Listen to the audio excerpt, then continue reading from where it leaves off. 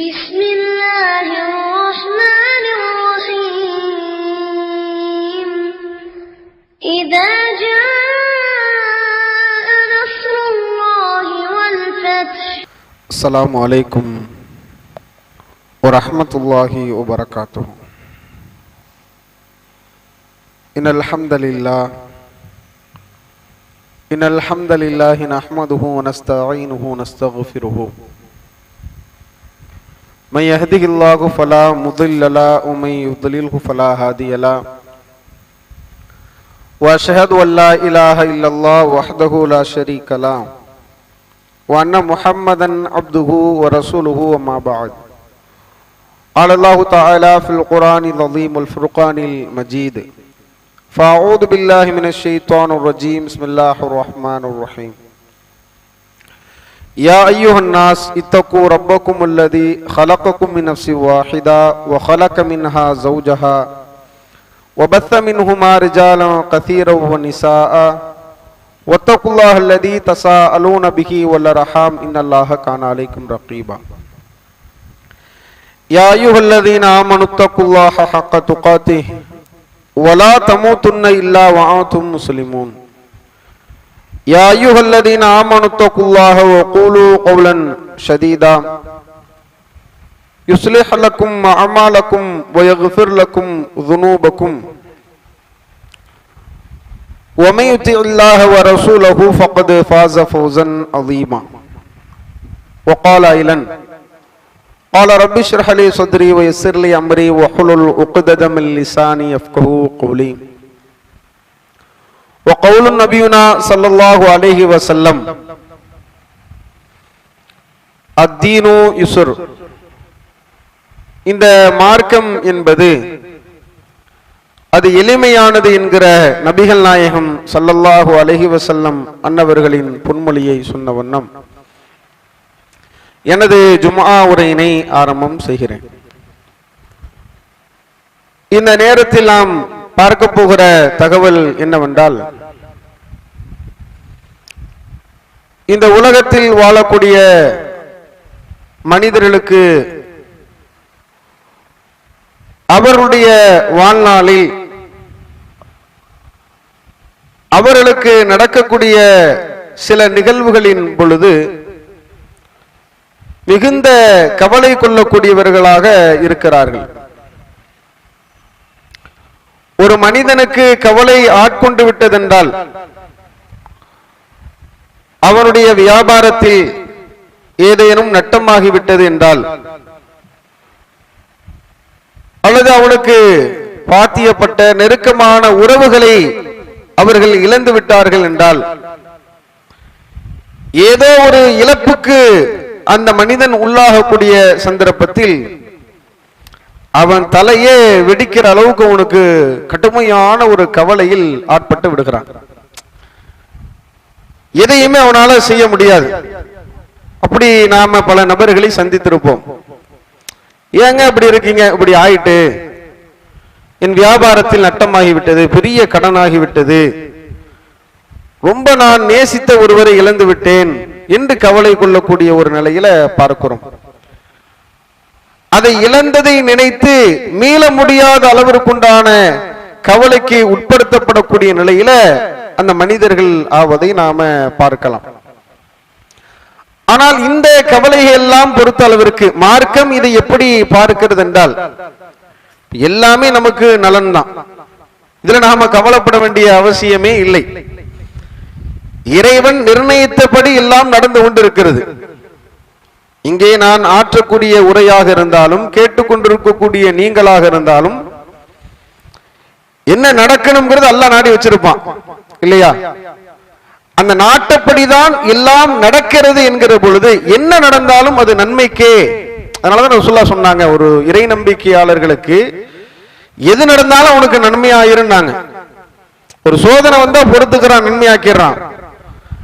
அவனுக்கு சந்தோஷமான ஒரு நிகழ்வு ஏற்படும் பொழுது இறைவனுக்கு நன்றி செலுத்தி நன்மையாக மாற்றுகிறான்.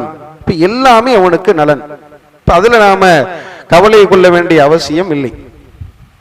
ஆனால் உலகத்திலே வாழக்கூடிய நாம் எதற்காக நாம் கவலைப்படுகிறோமோ இல்லையோ, ஆனால் நிச்சயமாக ஒரு வாழ்க்கையை குறித்து நாம் கவலைப்பட வேண்டிய நிலையில் இருக்கிறோம். இந்த துன்யாவினுடைய வாழ்க்கை என்பது அது நிரந்தரமற்ற ஒரு வாழ்க்கை என்பதை புரிந்து வைத்திருக்கக்கூடிய நாம்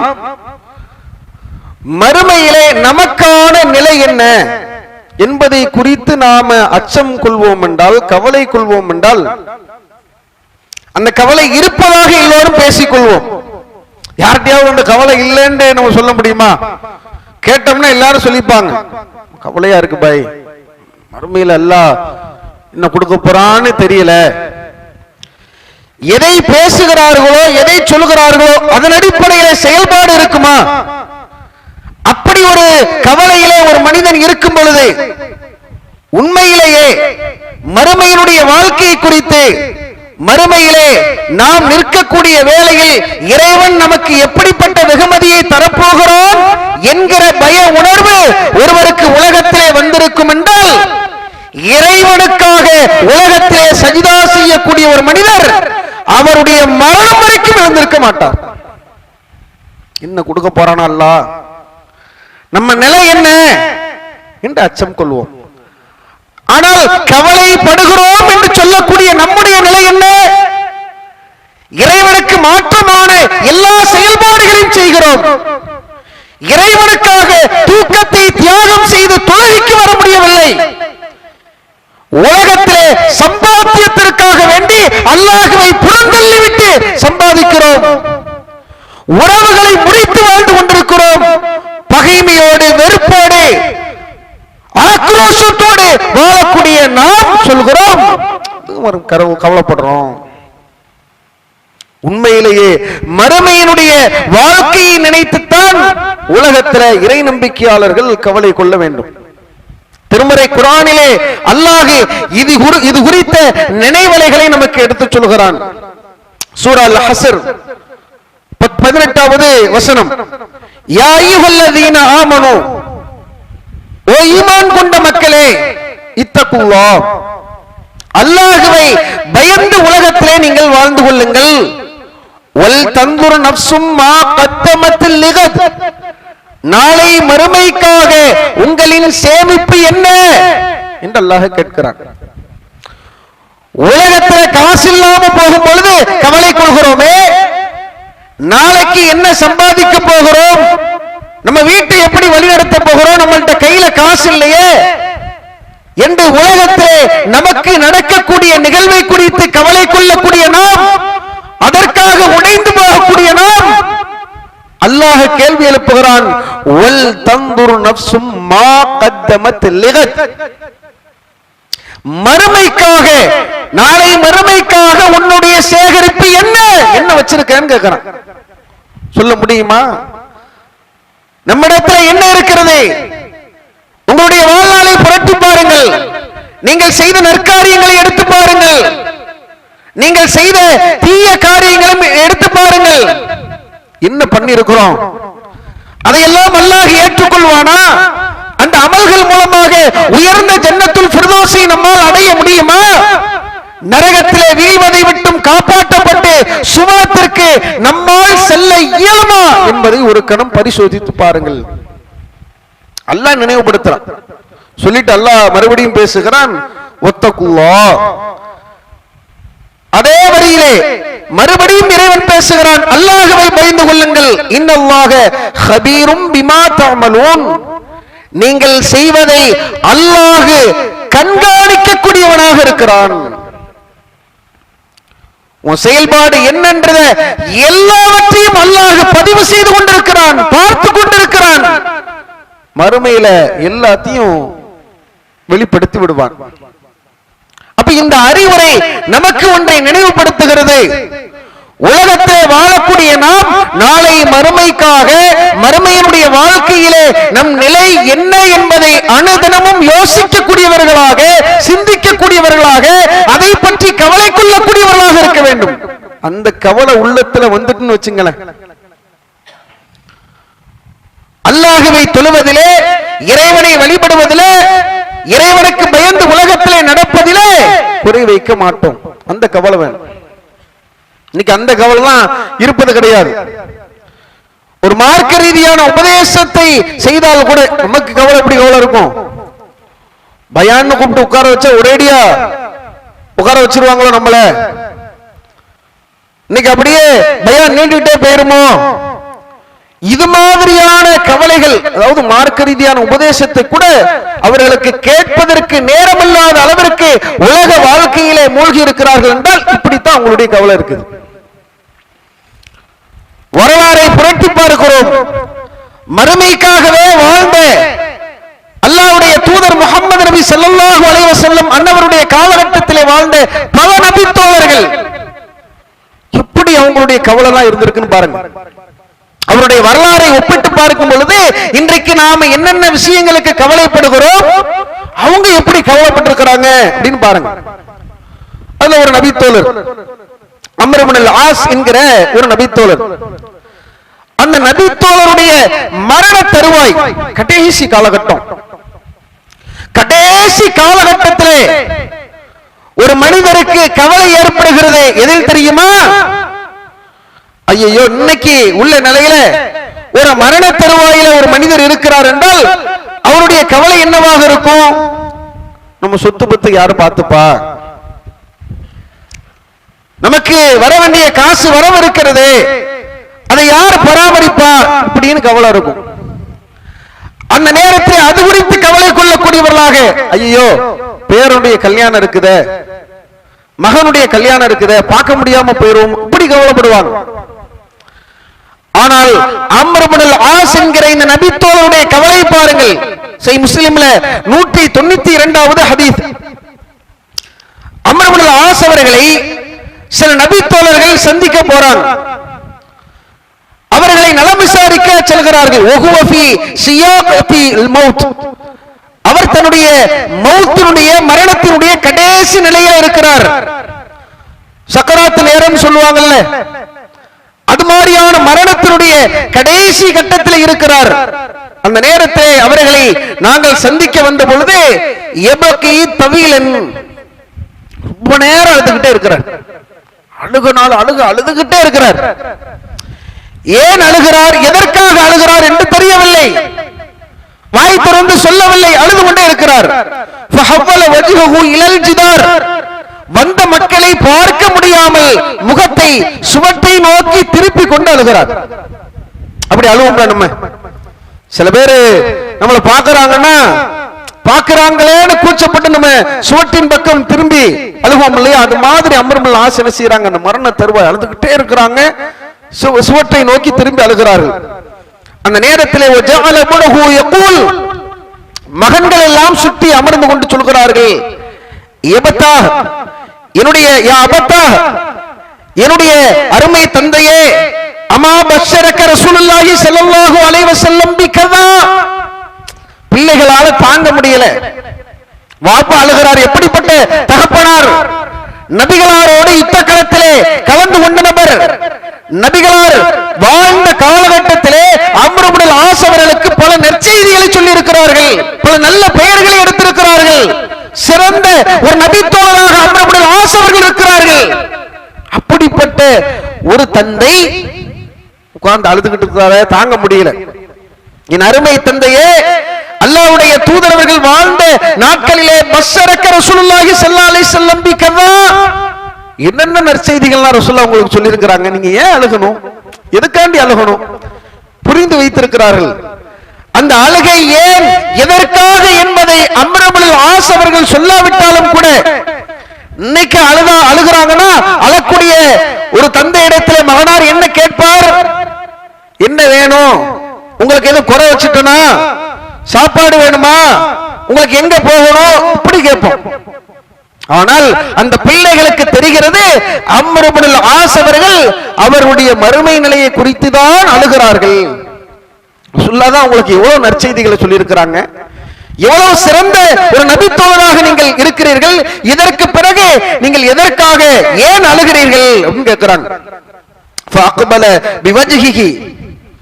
உடனே தன்னுடைய முகத்தை பிள்ளைகளின் பால் திருப்பிவிட்டு அம்ர் இப்னு ஆஸ் அவர்கள் சொல்கிறார்கள், இன்ன அஃதல மா நுகைத்து ஷஹாதத அல்லா இலாஹ இல்லல்லாஹ் வ அன்ன முஹம்மதன் ரசூலுல்லாஹி ஸல்லல்லாஹு அலைஹி வஸல்லம். அப்படி சொல்லாது. ரசூலுல்லாஹ் நிறைய நற்செய்திகளை சொல்லி இருக்கிறாங்க, அதுதான் சரிதான். ஆனால் அல்லாஹ்வை தவிர எந்த கடவுளும் இல்லை என்கிற திருக்கலிமாவை ஏற்றுக்கொண்டேனே, முஹம்மது அவர்கள் அல்லாஹுவின் தூதரவர்களும் அல்லாஹுவின் அடிமையும் ஆவார் என்று நாங்கள் நம்பி இருந்தோமே, இதை விட சிறப்பு எங்களுடைய வாழ்நாள்ல கிடையாது. அதாங்க சிறப்பு அப்படிங்கிறாங்க. சொல்ல பல செய்திகளை சொல்லி இருக்கிறாங்க, அதெல்லாம் இருக்கட்டும், அதெல்லாம் சிறப்பான ஒரு விஷயம் தான். இதை விட எனக்கு என்ன சிறப்பு வேண்டும்? நான் இஸ்லாத்திற்கு வந்திருக்கிறேன், அல்லாஹுவை ரப்பாக ஏற்றுக்கொண்டிருக்கிறேன், முஹம்மது அவர்களை தூதராக நான் ஏற்றுக்கொண்டிருக்கிறேன். இதை விட இஸ்லாத்தை விட ஒரு சிறப்பு இருக்க முடியுமா? அப்படி பெரிய அருளா பார்த்தாங்க, பெரிய அருள் கூட தானே. இன்றைக்குமே ஏகத்துவவாதிகளாக இருக்கக்கூடிய நாம் உலகத்திலே எத்தனையோ கோடான கோடி மக்கள் இருந்தாலும் கூட மையஹ்திஹில்லாஹ், யாருக்கு அல்லாஹ் நேர்வழியை காட்ட விரும்புகிறானோ நாடுகிறானோ அவர்களுக்கு தான் நேர்வழி. அவர்கள் இஸ்லாத்தின் பெயரால் அதற்காக லட்சக்கணக்காக கோடிக்கணக்காக செலவு செய்திருந்தாலும், மார்க்க விஷயங்களை விடயங்களை அறிந்திருந்த ஒரு நபராக இருந்தாலும், அவங்களுக்கெல்லாம் கிடைக்காத ஒரு சத்தியத்தை நேர்வழியை, அடே நீ அல்லாஹுவை மாத்திரம் தான் வணங்கணும், அல்லாஹ்விற்கு இணை கற்பிக்க கூடாது, முஹம்மது நபி ஸல்லல்லாஹு அலைஹி வஸல்லம் அவர்கள் அல்லாஹ்வுடைய தூதரும் அடிமையும் ஆவார் என்கிற இந்த ஏகத்துவ சித்தாந்தம் இருக்கிறதே, அப்படிப்பட்ட நேர்வழிக்கு அல்லாஹ் நம்மை வைத்திருப்பதே பெரிய பாக்கியம், நிஅமத். அது அந்த நிஅமத்தை உணர்ந்தார்கள். அதனால் சொன்னார்கள், நபிகளார் எத்தனையோ பல நற்செய்திகள் எனக்கு சொல்லி இருந்தாலும் நான் இஸ்லாத்திற்கு வந்ததே பெரிய ஒரு நற்செய்தி அப்படின்னு சொல்லிட்டு அவங்க சொல்றாங்க, என்னுடைய வாழ்க்கையில 3 காலகட்டத்தை நான் கடந்திருக்கிறேன். அந்த 3 காலகட்டமும் உலகது ரஐதுனி வமா அஹதுன் அஷத்து பஅதன் பி ரசூலுல்லாஹி ஸல்லல்லாஹு அலைஹி வஸல்லம், என்னுடைய வாழ்நாளில் அறியாமை காலத்திலே நான் எப்படி பயணித்தேன் என்றால், இந்த தூதர் மக்களிடத்தில் பிரச்சாரம் செய்யும் பொழுது, இந்த தூதர் மக்களிடத்தில் ஏகத்துவத்தை எடுத்துச் சொல்லும் பொழுது, இந்த தூதருடைய கொள்கையையும் இந்த தூதரையும் நான் எப்படி பார்த்தேன் என்றால், உலகத்திலேயே எனக்கு நபிகளாரை விட வெறுப்புக்குரிய ஒரு முகம் எனக்கு கிடையவே கிடையாது. ரசூலுல்லாஹ்னால எனக்கு பிடிக்காது. எந்த அளவிற்கு நான் நபிகளார் மீது வெறுப்பில் இருந்தேன் என்றால், வலா ஹப்ப இலைய அன் அகூன, நான் அவரை கொலை செய்து விடலாம் என்கிற அளவுக்கு. எப்படி வெறுப்பு? ரசூலுல்லாஹ்வை கையில கட்டச்சாங்கன்னா கொன்றணும் அவரை. ஏன்? நம்முடைய மூதாதையருடைய கொள்கைக்கு எதிராக, நாம் ஏற்றிருக்கக்கூடிய மார்க்கத்திற்கு எதிராக ஒரு மனிதர் பேசுகிறாரா, ஒரு எப்படி விட முடியும்? கொலை பண்ணிருந்தேன் இவரை. இவர் கையிலே கிடைத்தால் கொண்டெறிந்து விட வேண்டும் என்று கடுமையான முறையிலே ஒரு கோபத்தில் இருந்தேன், இஸ்லாத்தின் மீது வெறுப்பில் இருந்தேன். அந்த நிலையில நான் உலவு முத்து அலாத்தில்கல் ஹால், இந்த நிலையில என்னுடைய மரணம் இருந்திருந்தால் லகுன்து மின் அஹ்லின் நார், நான் நரகவாசியா இருப்பேன். எப்படி சொல்றாங்க பாருங்க. அறியாமை காலத்தில் இருந்த மோசமான, இன்றைக்கு நீங்கள் சொல்லுகிறீர்கள் பல நற்பெயர்களை நான் எடுத்ததாக சொல்லுகிறீர்கள், பல நிலைகளை நான் அடைந்ததாக சொல்லுகிறீர்கள். ஒரு காலம் இருந்தது, அவர் யோசிச்சு பார்க்கிறார், அதெல்லாம் எப்படி இருந்தோம், இந்த நபியை போய் நாம வெறுத்துக் கொண்டிருந்தோமே, இந்த நபியை கொலை செய்ய வேண்டும் என்கிற நிலையில இருந்தோமே, அல்லாஹ் நம்மை பாதுகாத்து விட்டான். அதே நிலையில நான் மௌத்தா போயிருந்தேன்னா நான் நரகவாதி ஆயிருப்பனே. அடுத்த ஒரு காலகட்டம் வருகிறது. அந்த நேரத்தில் ஃபலம்மா ஜஅலல்லாஹுல் இஸ்லாம ஃபீ கல்பி, என்னுடைய உள்ளத்தை இஸ்லாத்திற்காக அல்லாஹ் விரிவுபடுத்துகிறான். நபிகளாரிடத்தில் பையத் செய்வதற்காக நான் வருகிறேன். இஸ்லாத்தினுடைய கொள்கையின் மீது அபரிமிதமான நம்பிக்கை வைத்து ஆத்மார்த்தமாக இஸ்லாத்தை ஏற்பதற்காக நான் வந்து நின்றேன். யாரிடத்துல? உலகத்திலேயே எந்த ஒரு மனிதரை வெறுப்புக்குரிய ஒரு நபராக பாருங்க, நாம கவனிக்க வேண்டிய விஷயம், அவ்வளவு மோசமான நிலையிலே இருந்த ஒரு மனிதருக்கு அல்லாஹ் இஸ்லாத்தை கொடுத்திருக்கிறான் என்றால் எப்படி? அல்லாஹ்வுடைய நாட்டம் இல்லையா? அப்படிலாம் நம்ம ஒரு மோசமான நிலையில் நம்ம இருந்திருக்கிறோமா? காலம் தொட்டு இஸ்லாம் நமக்கு கிடைத்திருக்கிறது. அப்படிப்பட்ட ஒரு மனிதர் இஸ்லாத்துக்கு வருவார் என்பதை நம்மால் யோசிக்க முடிகிறதா? உலகத்திலேயே இன்னைக்கு நாம நடைமுறையில பல நபர் இஸ்லாத்தின் மீது வெறுப்புணர்வு கொண்ட பல நபர்களை பார்க்கலாம். ஆனா அல்லாஹ் நாடுனான்னு வச்சுங்களேன், இந்த அம்ரு இப்னு ஆஸுடைய வரலாறு தான். இஸ்லாத்தை வேறறுக்க வேண்டும், இஸ்லாத்தை கருவறுக்க வேண்டும் என்று நினைக்கக்கூடிய எத்தனை நபர்களாக இருந்தாலும் இறைவன் நாடினான் என்று சொன்னால் அவருடைய உள்ளத்திலே இஸ்லாம் கிடைக்க வேண்டும் என்று அல்லாஹ் நாடிவிட்டால் எப்படி இந்த அம்ரு இப்னு ஆஸ் அவர்கள் அவங்களுக்கு அல்லாஹ் இஸ்லாத்தை கொடுத்தானோ அது மாதிரி கொடுத்துருவோம். அப்படி பல நிகழ்வுகளை நாம பார்க்கலாம். அதை நினைச்சுதான் அவங்க வருத்தப்பட்டு சொல்றாங்க, அப்படி என்னுடைய முதல் நிலை இருந்தது. இரண்டாவது நிலையில நான் இஸ்லாத்தை ஏற்பதற்காக நபிகளாரிடத்துல வந்தேன்.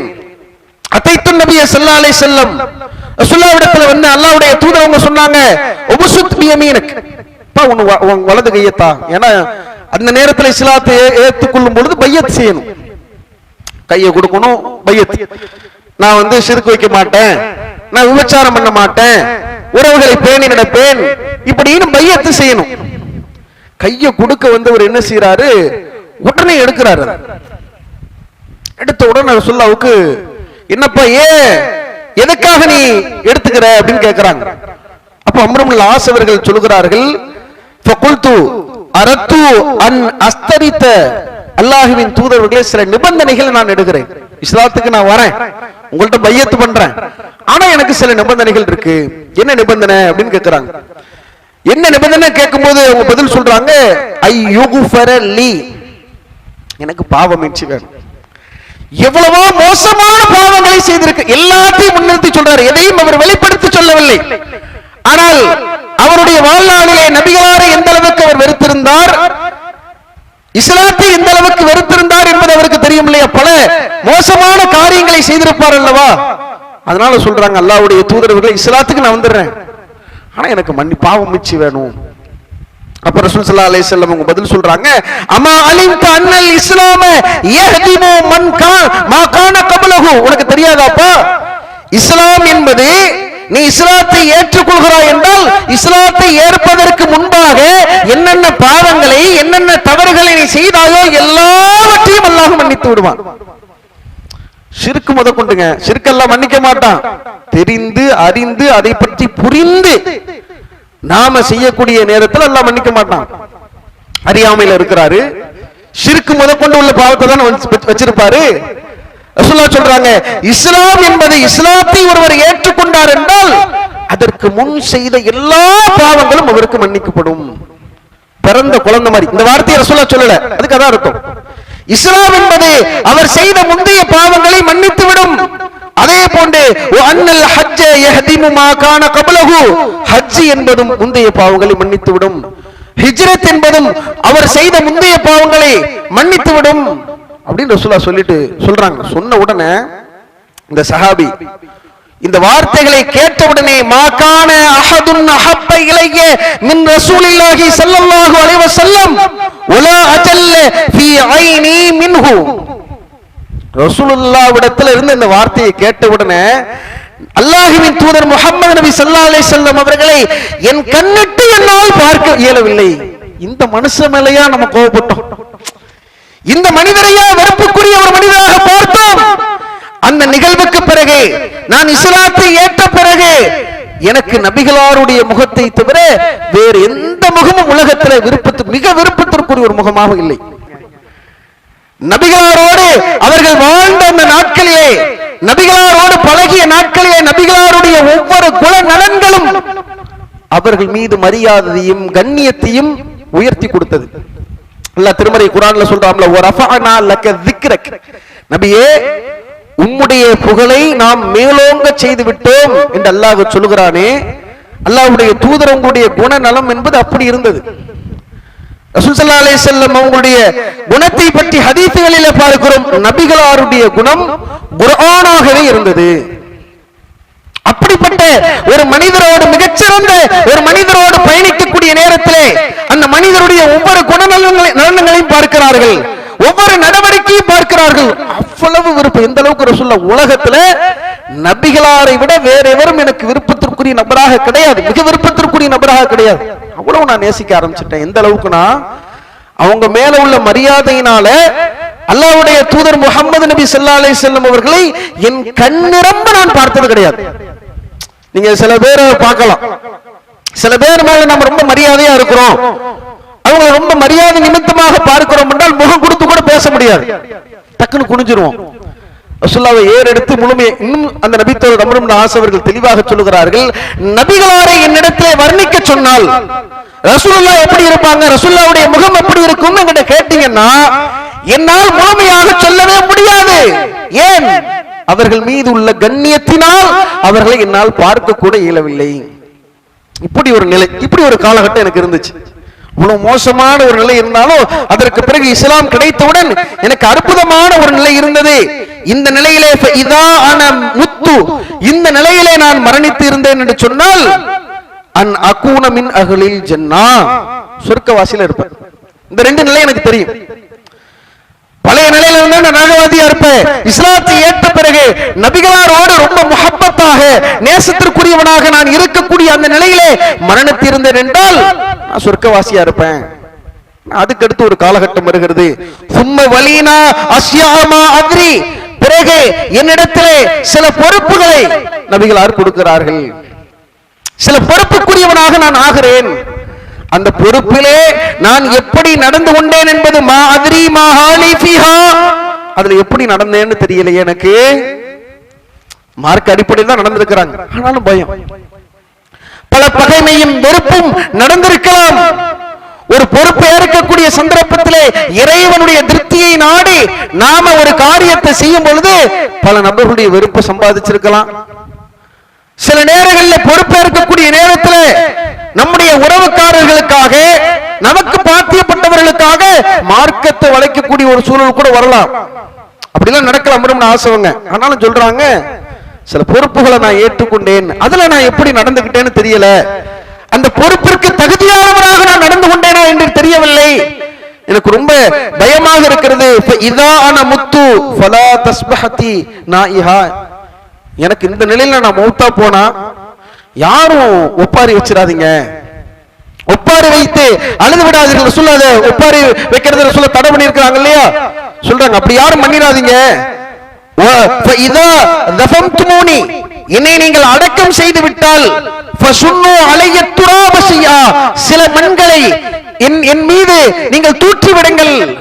பிறகு ஒரு ஒட்டகத்தை அறுத்து அதை குர்பானி கொடுக்கக்கூடிய நேரம் வரைக்கும் என்னுடைய கபருக்கு அருகாமையில நீங்க நின்னுங்க, அது எனக்கு ஒரு ஆசுவாசமாக இருக்கும். அதுக்கப்புறம் என்ன நடக்கும் போது நம்ம ஆசை உங்களுக்கு தெரியாது, அவங்க வருஷக்கூடிய வாழ்க்கைக்கு போயிருவாங்க.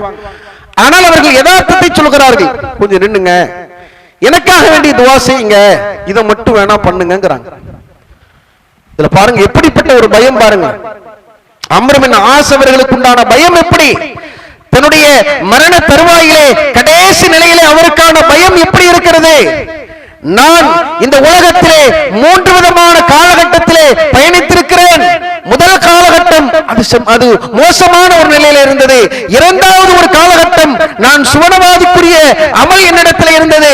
மூணாவது காலகட்டத்தில் எப்படி இருந்தேன்னே தெரியலையே, என் மறுமை நிலை என்னவென்று எனக்கு தெரியவில்லையே, அல்லாஹ் எனக்கு சுவர்க்கத்தை கொடுப்பானா நரகத்தை கொடுப்பானா என்று தெரியவில்லையே என்று கண்ணீர் மல்க ஒரு மனிதர் அழுகிறார் என்றார்.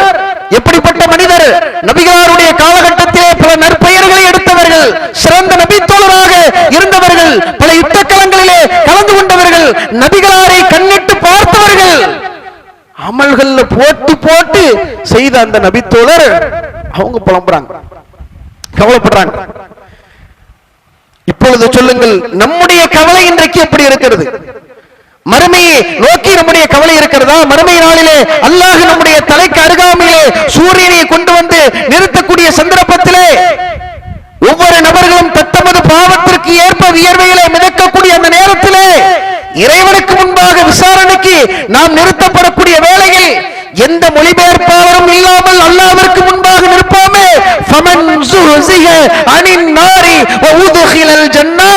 எவன் நரகத்திலே இருந்து காக்கப்பட்டு சுவனத்திலே நுழைவிக்கப்படுகிறானோ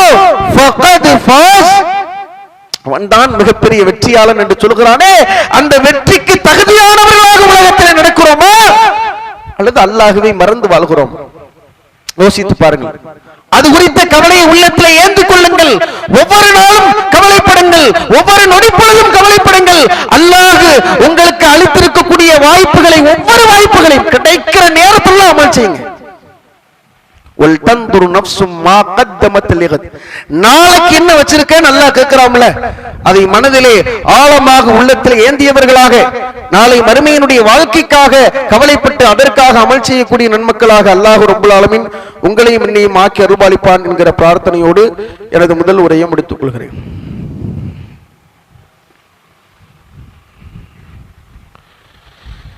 அல்ஹம்துலில்லாஹி ரப்பில் ஆலமீன் வல் ஆகிபத்து லில் முத்தகீன். வஸ்ஸலாத்து வஸ்ஸலாமு அலா சய்யிதினா முஹம்மது வ அலா ஆலிஹி வ ஸஹ்பிஹி அஜ்மஈன். எல்லாம் அல்லாஹ்வின் நல்லடியார்களே, பிலஸ்தீனத்தில் பாதிப்புள்ளாக இருக்கக்கூடிய நம்முடைய முஸ்லிம் சமுதாயம், நீங்க ஒவ்வொரு நாளும் நீங்க அங்க பார்க்கலாம், அங்க நடக்கக்கூடிய வேதனைகளையும் துன்பங்களையும், நாளுக்கு நாள் அங்க நடக்கக்கூடிய ஒவ்வொரு கொடூரமும் நம்ம பார்க்கும்போது சில சமூக வலைதளங்கள்ல சில போட்டோக்களை பார்க்கிறோம். ரொட்டி துண்டை கையில வச்சிருக்கிறாங்க, ரொட்டி துண்டு. அந்த ரொட்டி துண்டுல ரத்தம் படிந்து இருக்கிறது. அந்த நிலையில அதை வாங்கி அதை கூட புசிக்க முடியாமல் இறந்து போன பல நபர்களுடைய புகைப்படங்களை நாம் பார்க்கிறோம். சில குழந்தைகளுடைய புகைப்படம் வருகிறது, உடல் மெலிந்த நிலையில. அதாவது ஐநா சொல்றாங்க, அங்க உணவு பொட்டலங்கள் செல்கிறது என்றால் அதையெல்லாம் ராணுவ வீரர்கள் தடுக்க வேணாம். இஸ்ரேலுடைய ராணுவ வீரர்கள் என்ன செய்யறாங்க, அங்க போகக்கூடிய சாப்பாடுங்க, அங்க போகக்கூடிய உணவு, பிள்ளைங்க சாப்பிடக்கூடிய உணவு, அந்த உணவு பொட்டலங்கள் போகும்பொழுது அதை தடுத்து நிறுத்துறான். அதுல உனக்கு என்னடா கிடைக்க போகுது? அவ்வளவுக்குள்ள ஒரு வஞ்சகம் போய் தடுத்து நிறுத்துறாங்க.